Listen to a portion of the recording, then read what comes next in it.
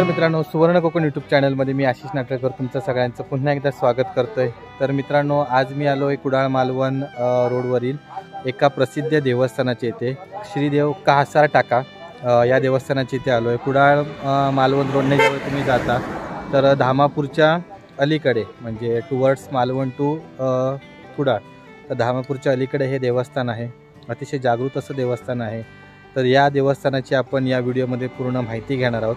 तर यासाठी हा व्हिडिओ नक्की शेवटपर्यंत बघा।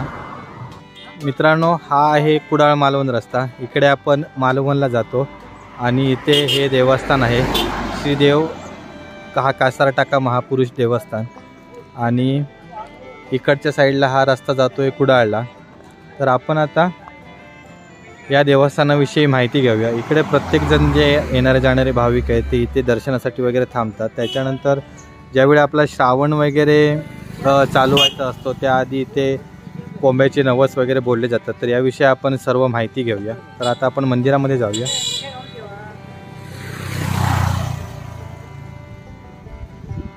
तर इकडे रोडला लागूनच हे मंदिर आहे।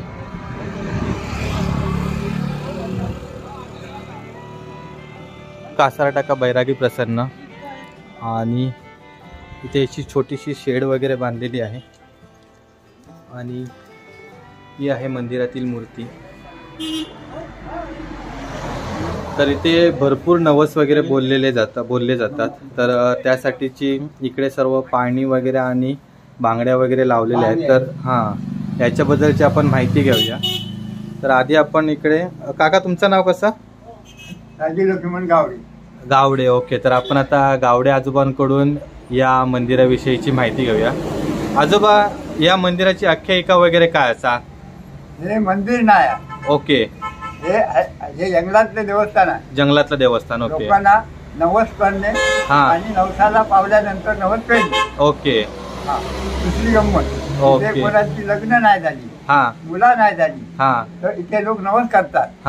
बा लग्न झाला आम्ही नारळ कोंब देईन, बरोबर। मुलगा झालो पाळणा बांधा, ओके, पेढे देईन, असे नव्हतं। याची आख्यायिका वगैरे काय असं म्हणजे ह्या देवस्थान? आता याच्यात सांगा। अगोदर जुन्या काळी अरे गाडी घोडा नाही होता, बरोबर, होय। त्यावेळी कासार लोक झोपाटणी मारून गावोगावी फिरत बांगड्या भरून, होय होय, हे घोड्याची वाडी म्हणून हा इकडे, बरोबर, वर त्या ठिकाणी कासार बांगडे दुपारच्या टायमात जाय होतो। तर त्या टायमात इथे एक मोठा रायाचा आणि टाकेवर, त्या टाक्याकडे राया, त्या रायत तिला अष्ट ताळेगर आणि अशी मुळशी माणसं ती घालतं, ओके। आणि तिसरी मोठी आडे ह्या ताळेगर जाता, ती मनुष्या स्वरूपात गेली आणि बांगडे भरून बसली, आणि ती त्या ठिकाणी कासाराचे बांगडे संपले, कासार संपलो, आणि त्या ठिकाणी टाकवा म्हणून त्या याचं नाव कासार टाका पडला, ओके। तशी ही अशी आख्यायिका असायची ह्या मंदिराची। लोकांना परत तुझा ताळा आहे ना, तो लोकांचे जलद काम करतो, ओके। म्हणजे एकदम असा काय बोलतात आपण, जागरूक असा जागृत देवस्थान आहे ते। कासार नवस करणे, तुमचा काम झाल्यानंतर नवस पेडणे, ओके। आणि असं वर्षातले म्हणजे वर्षभर नवस चालू असतात ना? वर्षभर नवस चालू असतात, फक्त श्रावणात बंद, फक्त श्रावणात बंद, श्रावणापासून दसऱ्यापर्यंत आणि बंद, ओके। आणि असं नवस म्हणजे काय काय बोलू शकतात? काही कोंबडे, बकरे, केळी, साखर, पेढे, ओके। म्हणजे जे काय मनाक वाटत, घंटा, ओके। तुमच्या इच्छा काय वाटत का? बरोबर, काही इच्छा नसतात ते नवस आहे सर बोलायचं। प्रत्येकाच्या ताकदीनुसार नवस करतो, बरोबर, प्रत्येका जशी ताकद राहत त्याप्रमाणे नवस तो करतो आणि नवस पेटतो, बरोबर। नवस केला 30 वर्षानंतर तुमचा काम झाला, नवस नाही फेडला तर तुमका जागृत करणार, बरोबर, ओके। तर आपण आता यांच्याकडून माहिती घेतलं।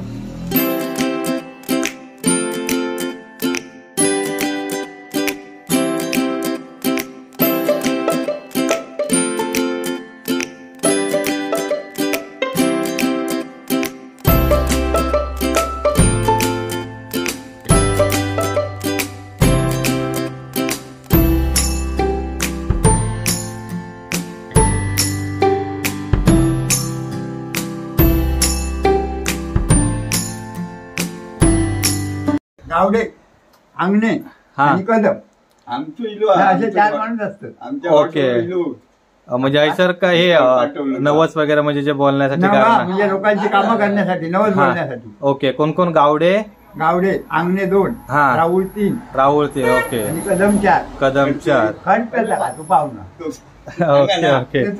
तर इकडे हे सर्वजण आहेत. 4 जण आहेत. हो. तर इकडे हे देखील आजोबा आणि काका वगैरे आहेत. तर इकडे हे 4 जण म्हणजे असतात असे की ज्या ठिकाणी म्हणजे जे सर्व भाविक येतात म्हणजे बाहेरून राज्यातून देखील येतात. तर त्यांचं नवस वगैरे बोलण्याचं काम वगैरे इकडे केलं जातं. मी काय म्हणतो ऐसा तर या देवस्थानानं म्हणजे जत्रा वगैरे काय असतं काय नाही. ओके. म्हणजे मग कधी पण येऊ शकतात. एकादशी संकष्टी चालणार नाही. बरोबर. सोमवार आणि गुरुवार ओके ह्या चालणार नाही. ओके. बाकी बुधवार रविवार वगैरे. रविवार बुधवार आणि शुक्रवार. आणि हे म्हणजे अशी एकादशी संकष्टी वगैरे सोडून काय नाही. आणि श्रावणात गटारी अमावस्या झाली की दसऱ्यापर्यंत काय नाही. बरोबर. गटारी अमावस्या काहीच भरपूर गर्दी असते. होय होय. ऐसा तर गटारी अमावस्या घेतात ना त्यावेळी मग भरपूर गर्दी होत असते ना. भरपूर असतं. हो कारण लागतं. हो म्हणजे आता मी तरी म्हणजे कॉलेजला जाय ना. माझ्या कॉलेजाकडे पॉलिटेक्निक मालवणला. तर त्यावेळी जाऊ तेव्हा पूर्ण सगळ्या भरलेला असायचा. अगदी पावसात नाही. हो पावसात भरपूर. आता ह्या 2 वर्षा लॉकडाऊन मुळे कमी. बरोबर. हो कमी.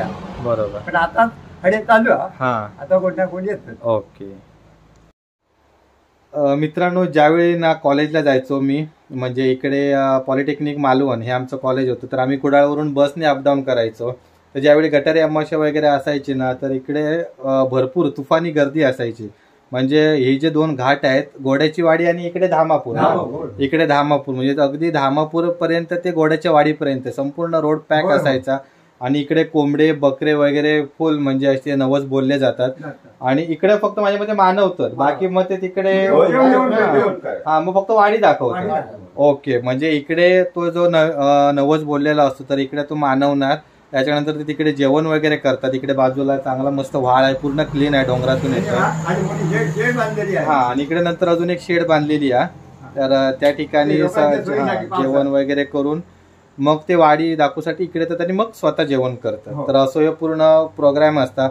वर्षाचे 12 महिने चालू असतात. फक्त गुरुवार मंगळवार सोमवार वगैरे सोडून आणि काय एकादशी संकष्टी असतील ती बाकी वर्षभर चालू. ओके. 2 महिने बंद. 2 महिने. श्रावण गणपती दसरो वगैरे असतात त्यावेळी फक्त बंद असतात. त्याचप्रमाणे ग्रामदेवता भाव भगवती आज जे मोतीराम लाट आज सगळे मिळून आपले तुका 5 नाव देऊन 5 वाडी उपार केलं. दारू तुका दिलेला. प्रत्येकाचे जे काय इच्छा कायच्या होत ते सफल कर. प्रत्येकाच्या कुटुंबात उद्योगधंदे होत ते पॉवरफुल केलं. प्रत्येकाच्या कुटुंबात लेकरा बाळा होत त्यांच्या आरोग्यात सुख समृद्धी मिळाली. काय पण त्या धंद्यामागे कुटुंबामागे कोणी काय सांगणार मरणा करणार केला असत तर सगळा तू आज परिहार कर. आणि आज वाढीव कर म्हणजे का तू अपघातासाठी माफ कर. दारू तुका लाटायला दिलेला त्याच्या राजी हो. आणि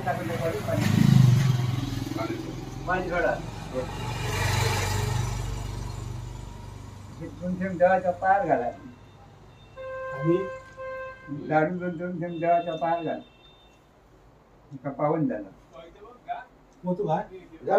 देवाच्या पायात घाल. 2-3 घाला. दारू अमरू लागतो.